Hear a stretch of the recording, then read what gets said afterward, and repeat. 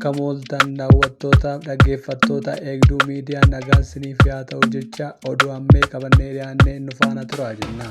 Miidiyaa keenyas laayik, sheer, sabiskiraayib gochuun hin dagatina.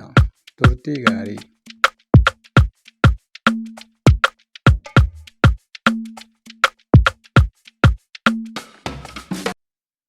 Aktiivistiin Tigraay Eertiraa seenuun dhaga'ame. Aktiivistiin kun yeroo baay'ee mootummaa Eertiraa fi qondaaltota waraanaa Eertiraa balaaleffachaa akka ture beekamaadha.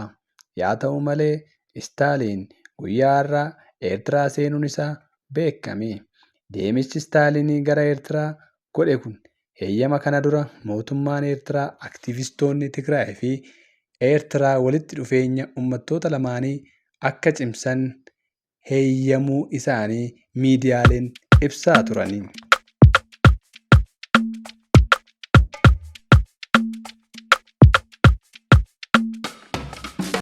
Kuni kanumaan otoo jiruu ambaasaddarri Ameerikaa Tigraay galuun dhaga'ame.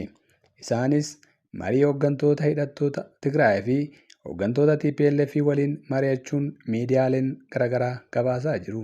Ambaasaddarichis yeroo magaalaa Shiree galan obbo Amaanu'eel Asaffaa fi kantiibaa magaalichaatiin simatan.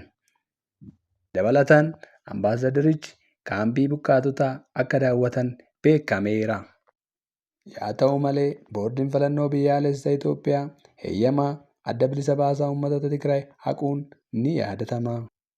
Kuni kanumaan otoo jiruu ambaasaddarri Ameerikaa akkamitti naannoo Tigraay deeman kan jedhu gaaffii guddaadha. Odeessaaleen ammaaf qabannee dhiyaanne kanuma.